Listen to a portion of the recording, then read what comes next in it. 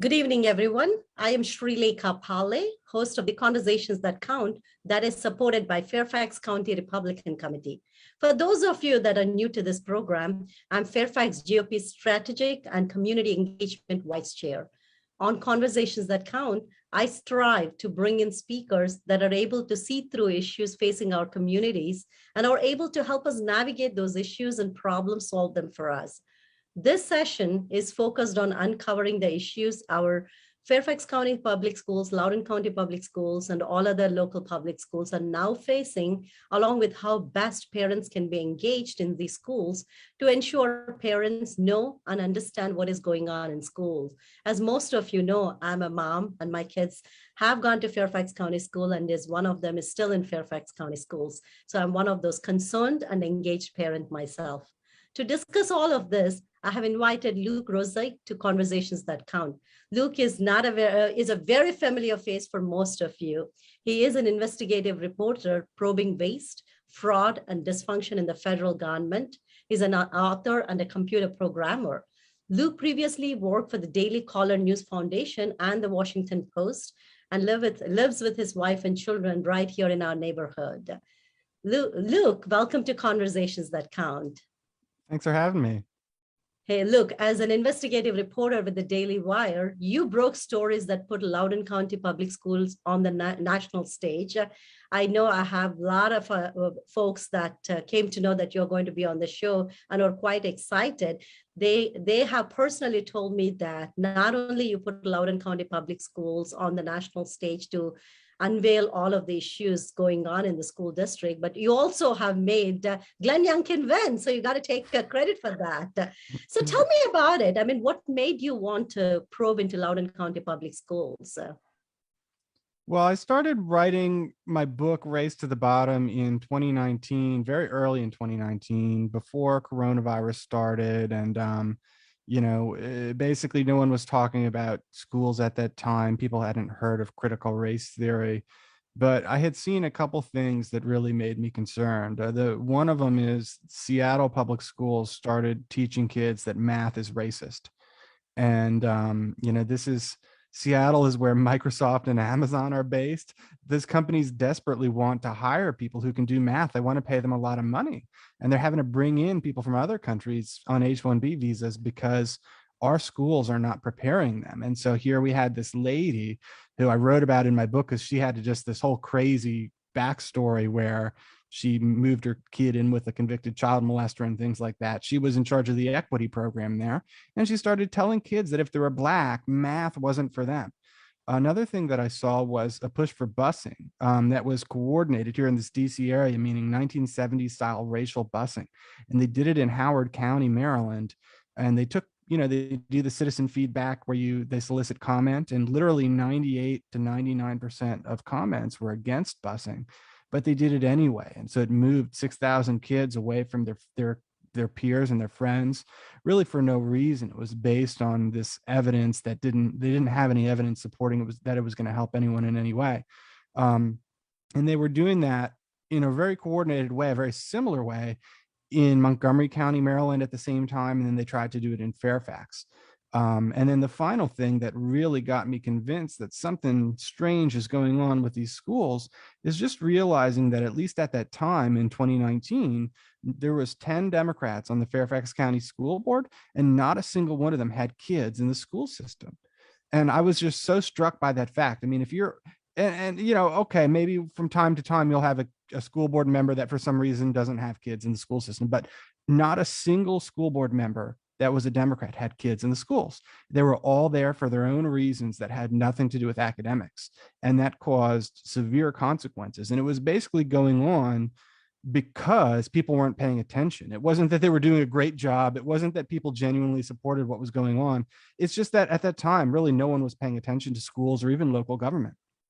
So Luke, you bring up so many great points. Let's talk about this busing. Isn't that one of those one Fairfax thing that they wanted to bus kids? Are you aware of that also? Yeah, I mean, I have a whole chapter in my book about One Fairfax and how it came from these philanthropic foundations and was laundered in a very manipulative way to make it seem like it wasn't coming from hardcore political activists. And, you know, basically they had all this totally false data, and they were doing things like saying Fairfax could gain $4 billion if they do one Fairfax. And they were just kind of stating that as a fact. Like, what does that mean? How do you get $4 billion?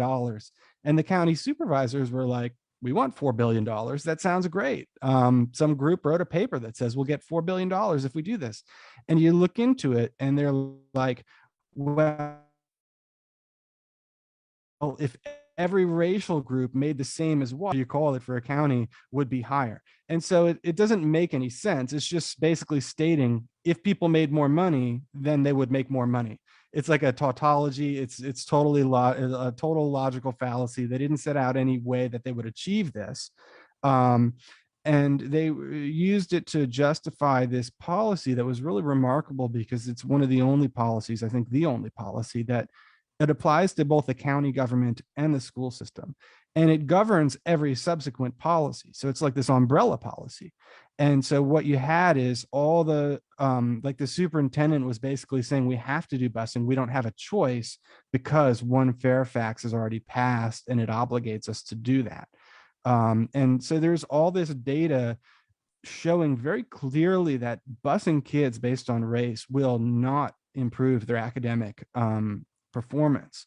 There's just no one can make that sincere argument that if there's a lot of kids in a poor neighborhood and then you just move some, it's not academic success is not contagious. You don't become smarter by sitting near a smart kid.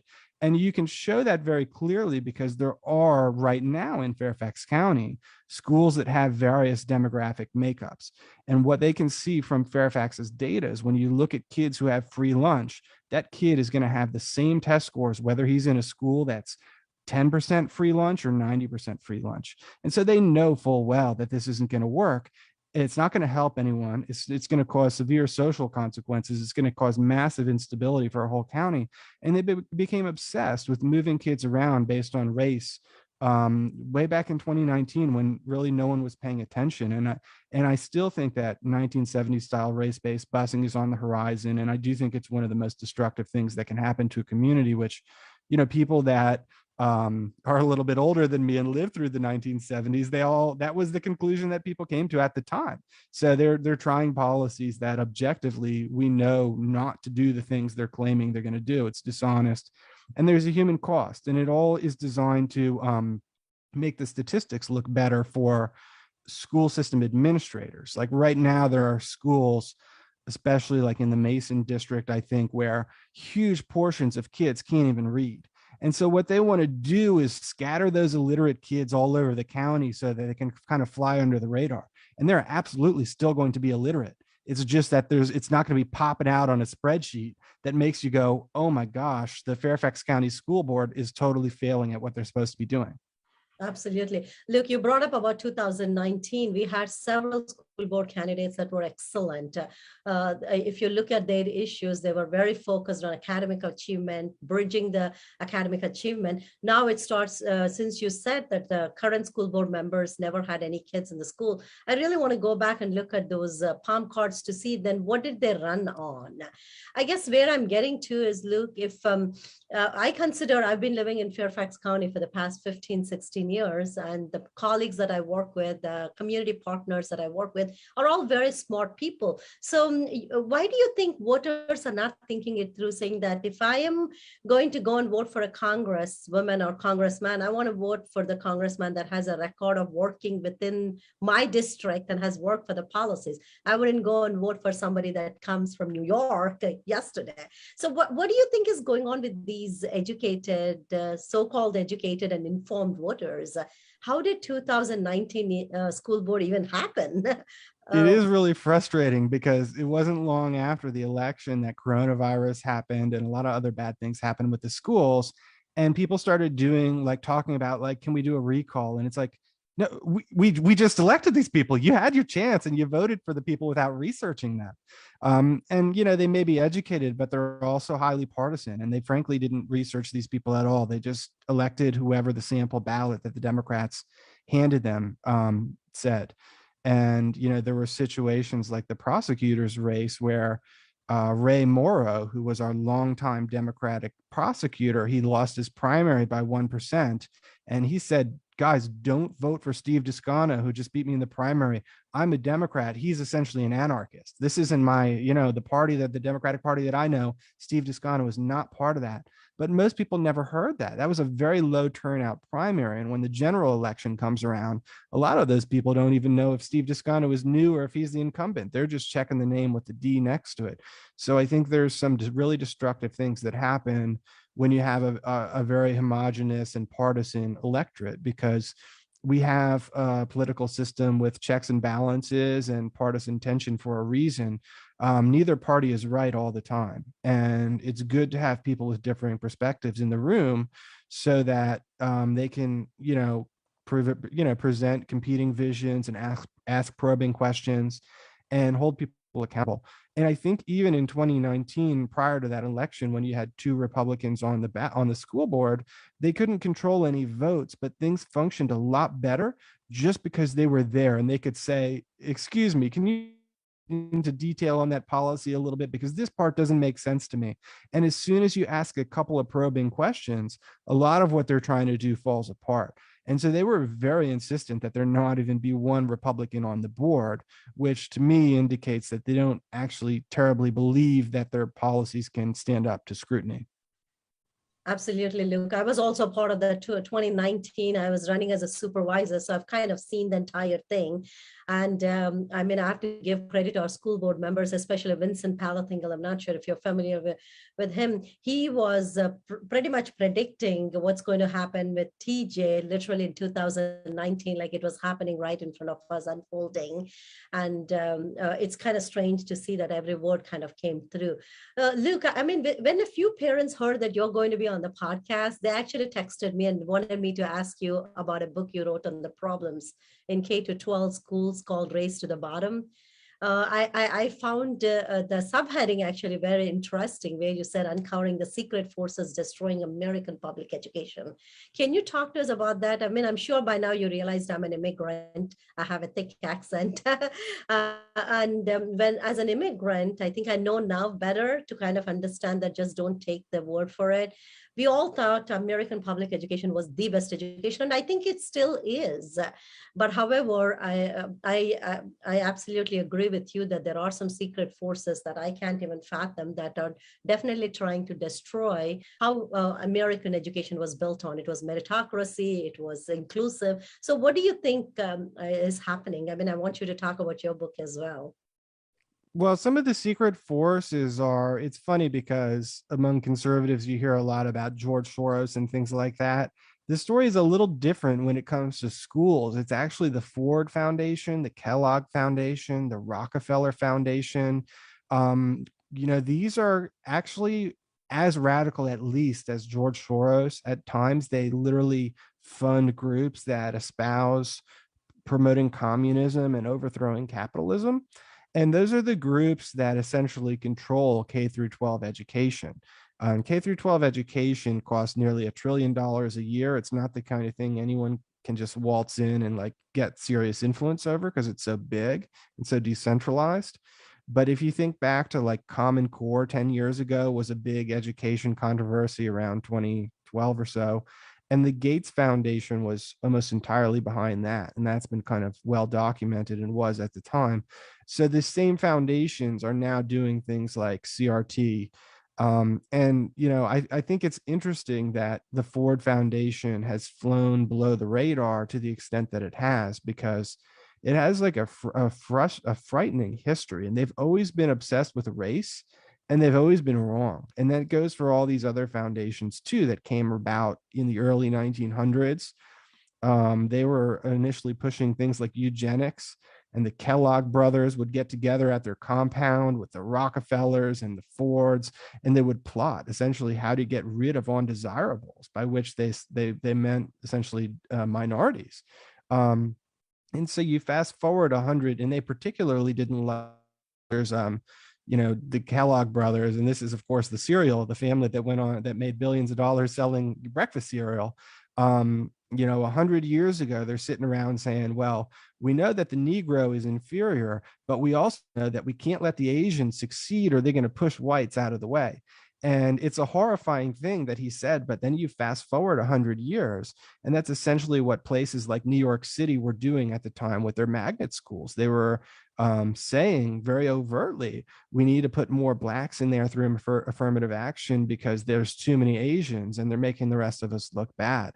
And so, these foundations are highly partisan and generally, liberal way, but they a lot of times they attack like the Biden administration because they're further even to the left than the mainstream Democratic Party. But there's also this continuity of the racism that's been in like sort of one of the defining attributes of these philanthropic foundations for 100 years. And so they're injecting huge money into the public school system for all these initiatives. And that is, you pick any kind of activist group that you're seeing in education, it's typically going to flow back pretty directly to being funded by one of these foundations. And it's not like the foundations are funding existing nonprofits. What they do is they'll say, well, we want to put our money into a new topic, say racial equity in education. And then what happens is every nonprofit in the country suddenly wants to get into that sector because that's where they can be successful in getting a grant, because they know that's where the money's being offered. Look, as much as I think I know, the more you speak, the more I am like, wow, wow. So I know that most people, at least that are listening, or at least myself, I can say we are very familiar with these philanthropic foundations such as Ford, Kellogg, Gates, and all. So, if you can just talk to me a little bit about Annie E. Casey, MacArthur, or Certain, I'm sure they are also key element in moving this critical race theory from academic papers to society. And I also think that Americans really need to pay attention to these philanthropic foundations. I think these are the most powerful and least understood force in American politics. So can you talk to me about those three foundations, which I don't think people are familiar, and it's important that people get familiar with those foundations as well. Yeah, the people who control this money, they're essentially giving away other people's money, right? The philanthropic executives, and they really just hijack these huge pots of money. For example, the Certain Foundation is the word Andrews backwards. There was a Republican congressman about 100 years ago named John Andrews, and he dedicated his money because when he died, he left his money to help orphans. But later on, some philanthropic executives took control of it, and his family said and started spending it on these groups that I have the quotes in my book. I don't have them in front of them, but it's like the quotes are remarkable because what they're sending the money to almost explicitly says what we need to do is take control of all the major industries for the state and get rid of free markets. It's basically talking about enacting communism in the US, totally a fringe group. And this Certain Foundation gave them a ton of money, and that was kind of it was basically giving grants for these fringe groups left and right. And so this congressman that long ago he made his money as a capitalist, etc., came to this foundation and said, you're totally betraying what our grandpa or whoever wanted this money to be for. And the philanthropic executives are like, well, he may not like this, but there's nothing he can do about it. He's dead. What's he going to do about it? So they're really kind of radical and aggressive, and they pollinate from foundation to foundation. And so one of the things that I show in my book is how these specific policies and this weird language they have will migrate from the Ford Foundation to the Casey Foundation to the Certain Foundation as the executives jump from one job to another.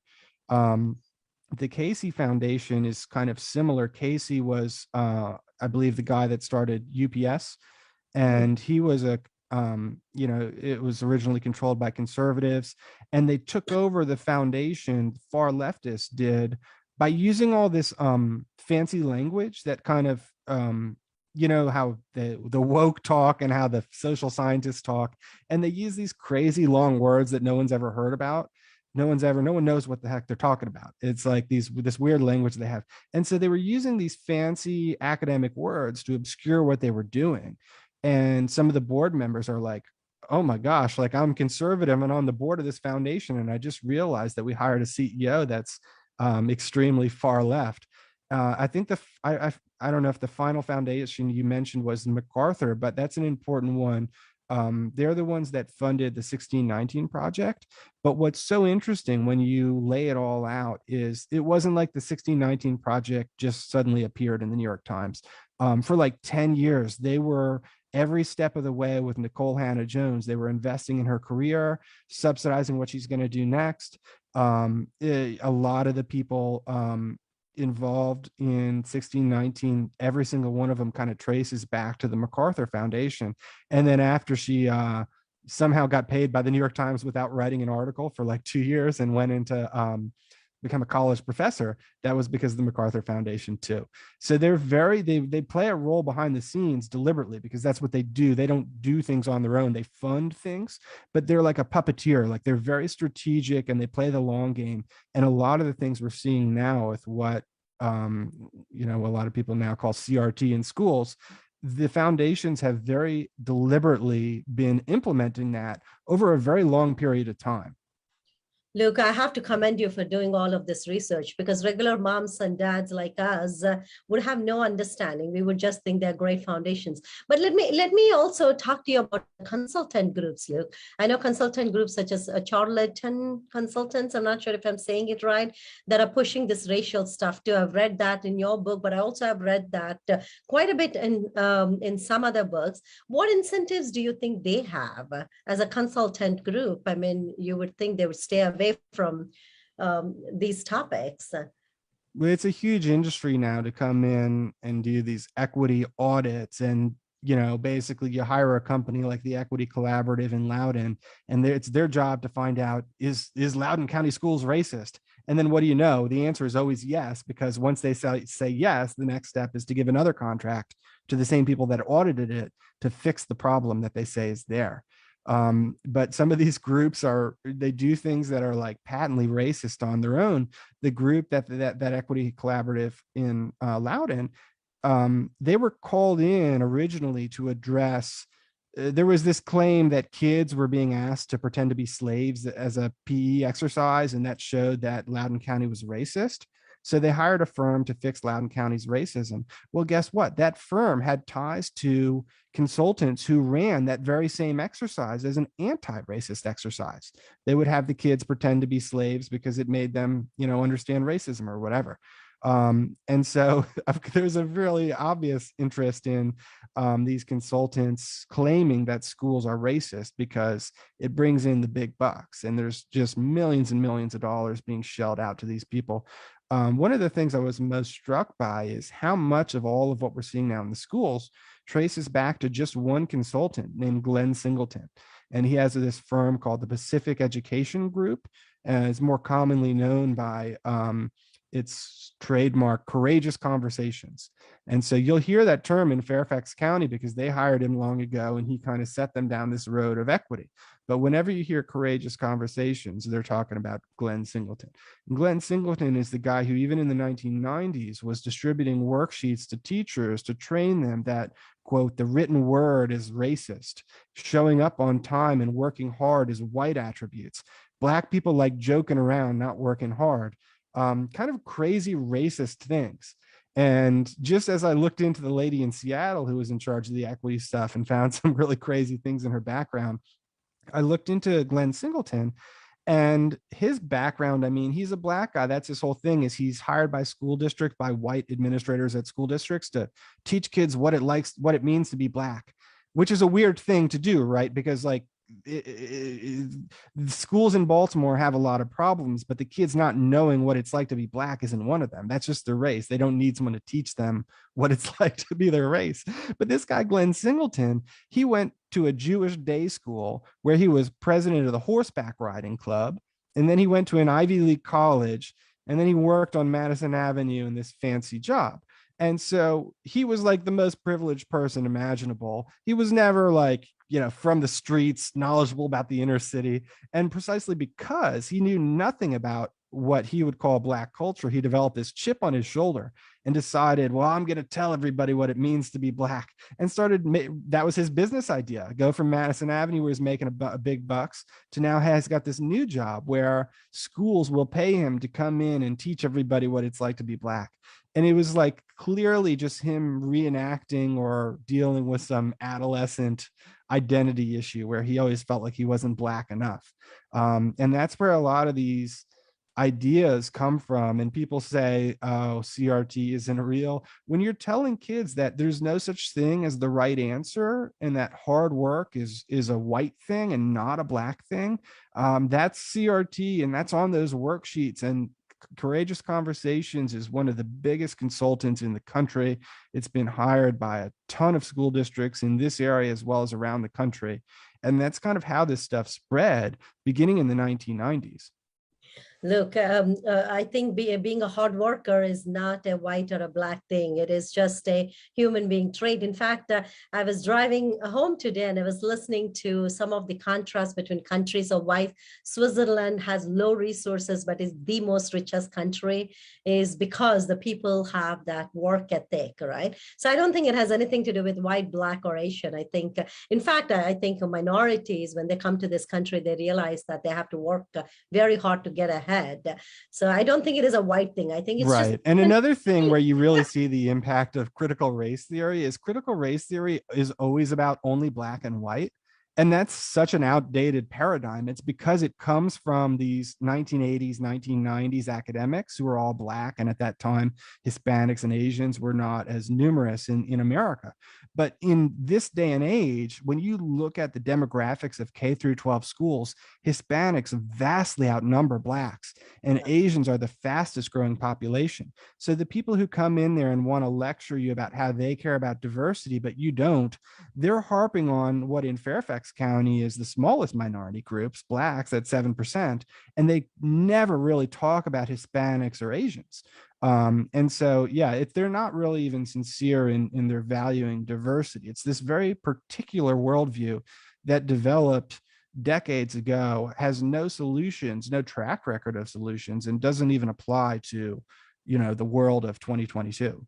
I think you bring up an excellent point. I hope people that are listening can comment on that or kind of make a mental note of it. I mean, we do have only 7% African Americans, so the focus should be on Hispanic Americans, who are about 16%, and Asian Americans, who are 19%, especially in Fairfax County, but there is really no mention of that. It's once you realize that, once I think we put that into people's minds, it's going to shock them. Like, wait a minute, they never really mention Hispanics. The Democrats in Fairfax County never mention Hispanics because they don't care about minorities. It's just this weird CRT thing.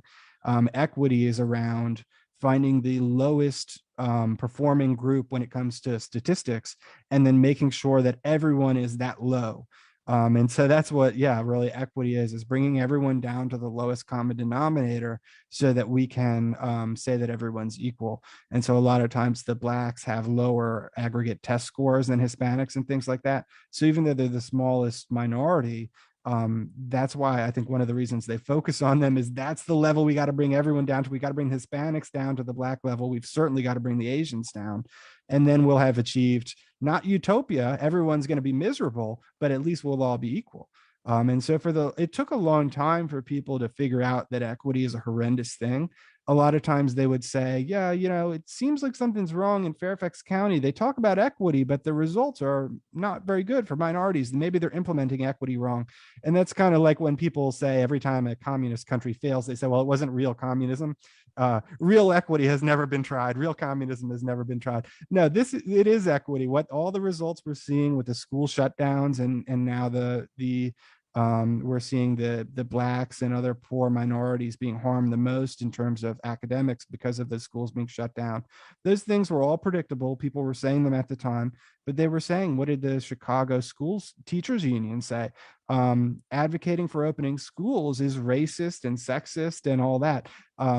It's like equity is something that every one who believes in meritocracy and believes in the power of technology and the power of hard work and the power of the ability to improve things is something that I think they need to be able to say, I oppose equity. Equity is a bad thing, because it's not that they're doing it wrong. Equity is inherently basically malicious.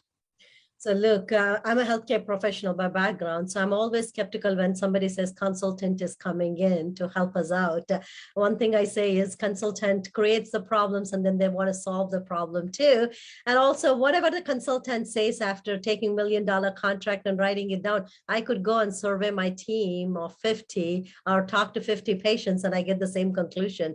So I think that portion of consultants just doesn't make sense to me. And the other thing they hire consultants for is to force them to do something, and then that's unpopular, and then say, "Oh, it wasn't us as a school board. We told a consultant told us to do that." And it's because they know that the people that have traditionally voted for Democrats in Fairfax County, they don't really think the TJ math test is racist. They don't really want their kids to be bused. The elected Democrats want to do things that are not supported by the voters who generally view themselves as Democrats. They're deeply unpopular policy initiatives. And so that's where consultants can come in, and basically they're willing to take the fall in exchange for money. And the school board members then claim it wasn't up to them. Absolutely. Look, let me kind of divert you a little bit to your another book. I think you're the author of Obstruction of Justice, How the Deep State Risks National Security to Protect the Democrats. And I must admit, you've been held as one of the most modest, most diligent reporters in Washington and a bulldog for uncovering what is possibly the largest scandal and cover-up in the history of the United States of House of Representatives. Can you briefly summarize that? I'd rather stay focused on schools, except to say that, I spent a lot of my career focusing on Washington, and, no one was paying attention to the local government. And in some ways, local government is at least as powerful or more powerful than Congress, because they're dealing with crime and public safety. They're dealing with zoning, whether you're going to have nice suburban yards or apartments going up in your front yard, and they're dealing with schools. And I think that's, I'm really proud of the work that I did covering Congress, but that was an interesting revelation for me to say all this stuff that I thought was the most important. If you're a reporter or you're in politics, you want to get to Washington because that's the major leagues. Well, it turns out that local government is just as important. And when no one's paying attention to it, that's when it creates this vacuum where really nefarious forces fill that vacuum. And you do see some of the same people like the activist foundations who are playing in Washington. I think they identified an opportunity to come to work through the local governments because they frankly didn't have any competition. And so, they could just come in and spend a little bit of money and elect a whole slate of candidates in these local races, or even just push policy positions to the ones that were already there.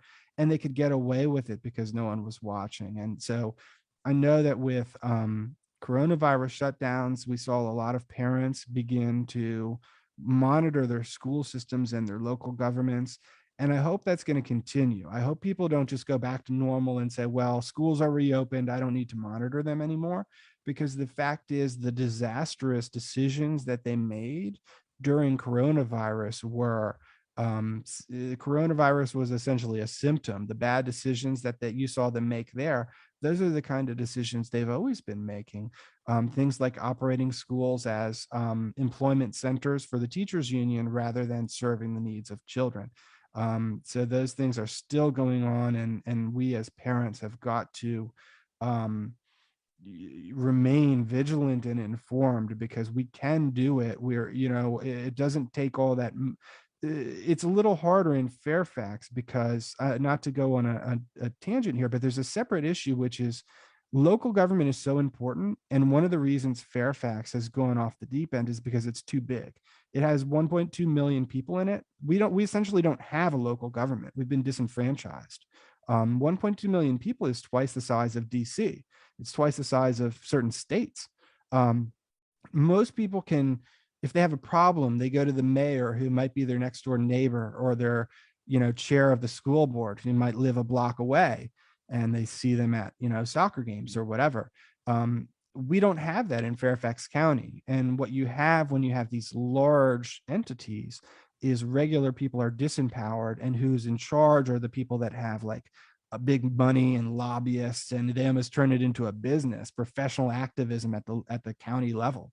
And so I think one of the most important things that Glenn Youngkin can do in Virginia, and especially working with the Republican controlled legislature, is to enact a policy that actually is not partisan.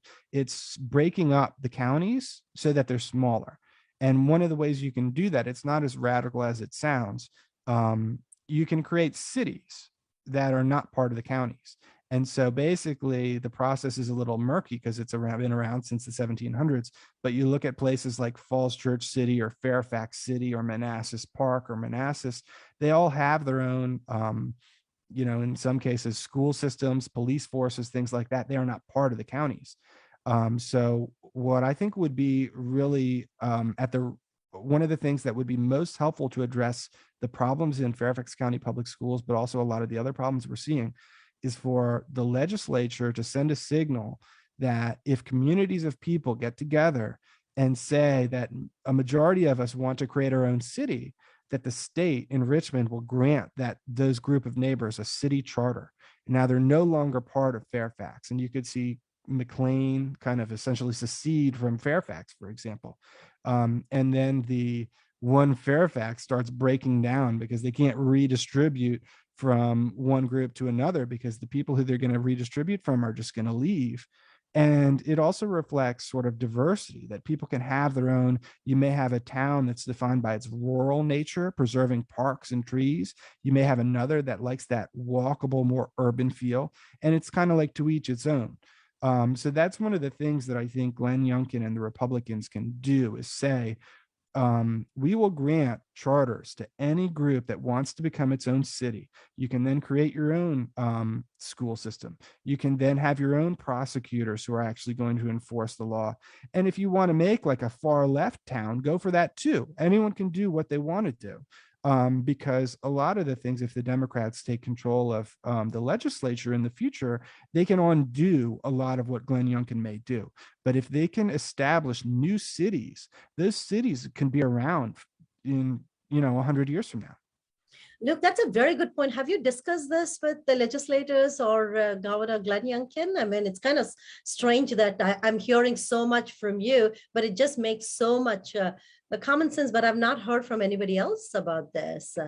Yeah, I wish I could just call up Glenn and let him know what I think. I haven't had that opportunity, but I think it's not radical. I think it would fit in with this whole mentality because it's not a radical proposition. It's not a partisan proposition. I think a lot of times communities just have their own unique needs. And that's the problem with one Fairfax. Is Fairfax County is 400 square miles. We're not one Fairfax. We shouldn't be one Fairfax. It's absurd to suggest that we're all the same or we all have the same needs. We absolutely do not. Some of us live in pretty rural places. Some of us live in high rises.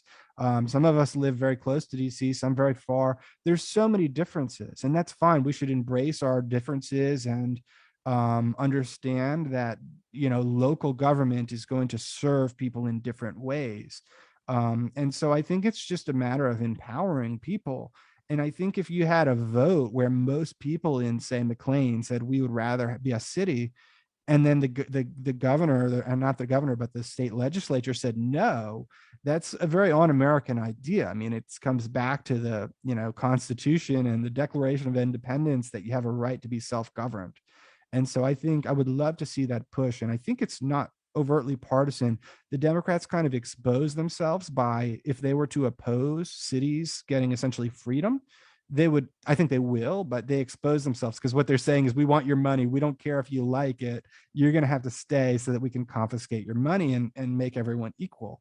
But it's not up to them. I mean, if it's the state that grants the charters. And if you can put it on a ballot and all you need is majority, like 50.1%. And so I think that would be you hear so much about Virginia schools, and it's not that Virginia is like further to the left or more incompetent than somewhere like California. It's that the jurisdictions are too big here. And you look at California, they've got smaller school districts. You look at somewhere like New Jersey, every town's got their own school district. That's totally common. It's not like some people think it's like a joke when I say that. It's not a joke at all to suggest that you would have a town with a mayor and its own schools. That's how most people live in America. And I think it's something that we've been deprived of in Virginia. And I think fundamentally it's at the root of all the problems is we don't have a responsive local government. We have these weirdos like Carl Frisch that come in here from California and raise like over $100,000 from all over the country to push their weird national activism. And that's just not the kind of thing that I think would happen if we had little towns with 5,000 people. Absolutely. Look, I can't let you go without asking another question. It is my understanding that you exposed more than 60 districts indoctrinating and not educating. Where are all these multiple districts? Were they concentrated in specific states? How did you pick those districts? I don't know that there was any real methodology to it. I researched a lot of stuff, and the craziest anecdotes went into the book. I also tried to use different case studies. So I would show how there are some small towns that did get, this woke dysfunctional stuff. It's not limited just to the problem I just mentioned. Essentially, when I talk about school districts, I usually try to use them as metaphors so that even if you don't live in that school district, you can say, well, how are the same problems happening where I live? And so when I broke the story of Loudoun County covering up a rape by a guy wearing a skirt, a lot of people cared about that, but you should care about it even if you don't live in Loudoun or even in Virginia. And one of the takeaways is that they've been doing similar cover-ups all the time for years. So, for example, during the Obama administration, he became obsessed with the racial discipline statistics in schools. And so they called it the school to prison pipeline, saying that Black kids were being suspended, and then that was causing them to become criminals. And it was, kind of out on a limb. It's kind of a weird thing to say that it was the act of being suspended that caused otherwise good kids to become bad. It's also kind of a conspiracy theory to say that teachers were like framing Black kids for assaulting someone when they didn't actually do it. And, think about it. The teachers aren't suspending kids for no reason. They don't have an incentive to frame Black kids for crimes they did not commit. But President Obama put out this letter with the full force of the Department of Justice that said, if the suspensions by school districts were not equal when it came to race, you could get in all kinds of trouble, basically be sued and hauled into court. And so what that caused was deception and cover up, very similar to the Loudoun rape, where oftentimes it was Black kids assaulting Asian kids. And what they wanted was more Asian kids to be suspended so they could balance out the stats and less Black kids. And so there were Asian kids, and, in Philadelphia, there was some particularly egregious incidents, but it happened everywhere. Asian kids beaten to a pulp viciously every single day by Black kids. And the schools were systematically covering it up so that they could present a spreadsheet that could be called equity. And so that's one of the things that is so important to know about equity is it's purely on paper. What they don't care if the actual world that you live in is burning to the ground. Equity for school administrators is a piece of paper. It's a database or a spreadsheet that can make the schools look good. And that's really what a lot of the so we've talked about the foundations and the consultants. Why are the administrators wanting to do all this? And one of the reasons, or really the main reason, is because they're failing at their only mission, which is teaching kids writing and science and math. And they have the test scores, which are horrible. The national, the NAEP, which is like a national test, shows that only about a third of 12th graders can read. Only about 24% are proficient in math. These are devastating statistics, and it's not for lack of funding. I mean, we spend well over $17,000 per kid in Fairfax County. And so how do you live with yourself when you're getting $17,000 per kid and you can't even teach them to read by the time they're 18? I mean, it's shameful. I don't think almost any of us are as bad at our jobs as you would have to be to get those kind of results. And so they become obsessed with what a decent person would do when confronted with negative statistics is find a way to improve the situation. What these people do, and I think it makes them bad people, is they say, well, how can we conceal it? How can we trick people into thinking it's not as bad as it is? And that's where equity comes in, and that's where the consultants come in, and they'll say, well, we don't actually have to increase the pipeline of Black kids into TJ by helping them learn math. tests are racist. We've got to get rid of the test. And so they're anarchists. They want to burn everything to the ground. They claim that nothing is real. It's all just this very fatalistic mindset. Nothing's real. Asking kids if they know the right answer on a math question is not a valid way to ascertain whether they know math. They don't actually believe any of this. They're getting rid of meritocracy solely to defraud the public into thinking that they are not totally incompetent at their jobs. And they're doing all of us a disservice because society needs objectivity and meritocracy. Are you going to want to drive over a bridge or fly a plane driven or flown by someone that shouldn't have gotten into TJ or gotten a math credential, but also by the minorities who are basically deprived of what they can do? As we all know that they're just like anyone else, they can succeed. We just have to believe in them. We can't start giving up on them and just lowering or abolishing standards altogether so that the pieces of paper look good.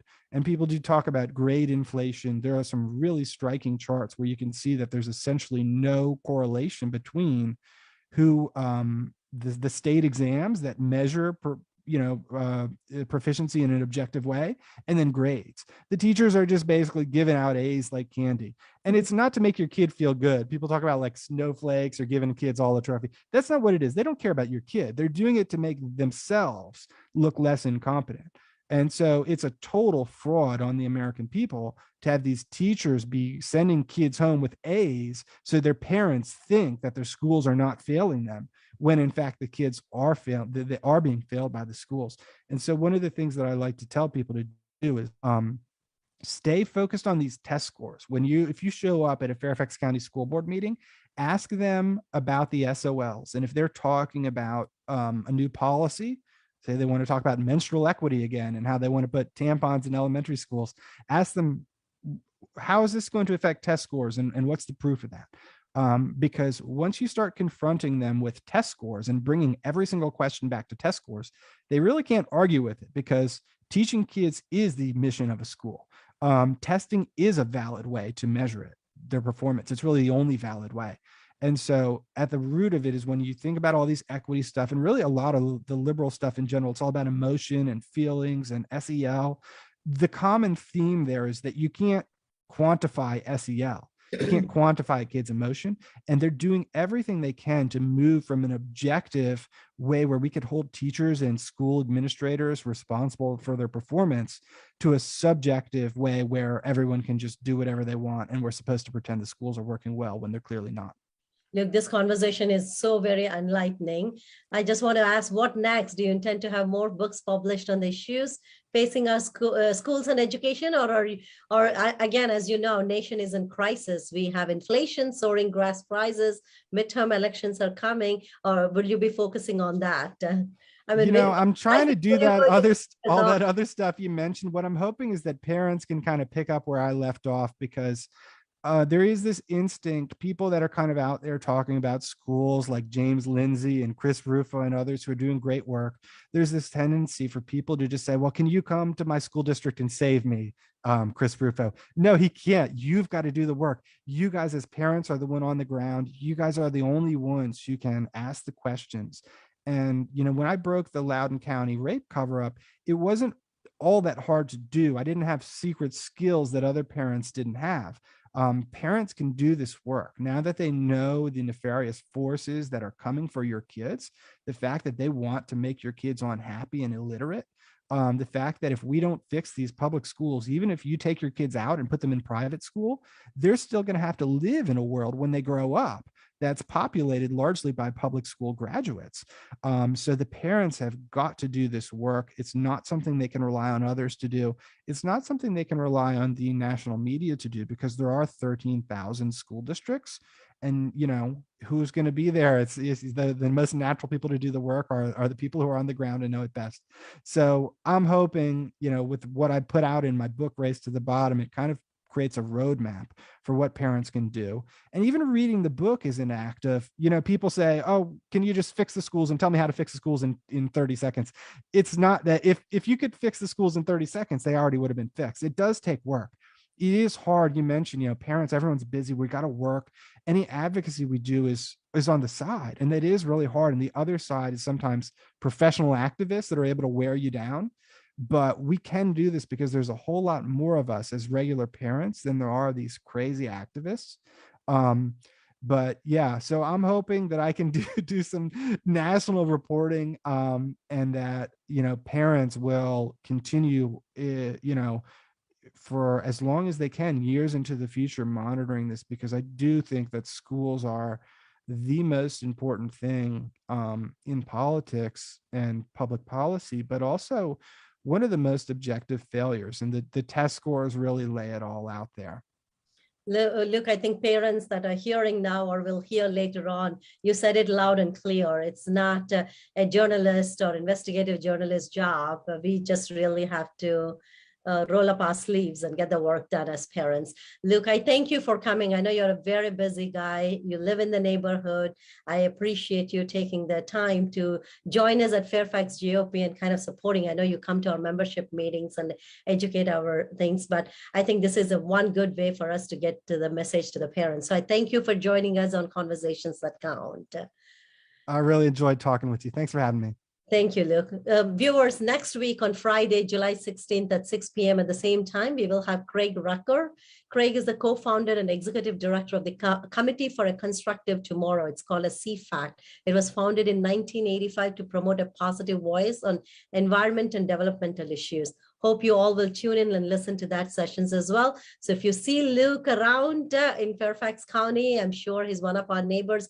Please thank him for his great work and continue to buy his books and encourage him to do more work on our behalf. And as he said, we also have to be advocates and strong advocate and sustain our advocacy. That is going to be the key in order to not only win elections, but also continue to be engaged. Until then, have a great weekend and upcoming week. God bless you all and God bless America. Thank you.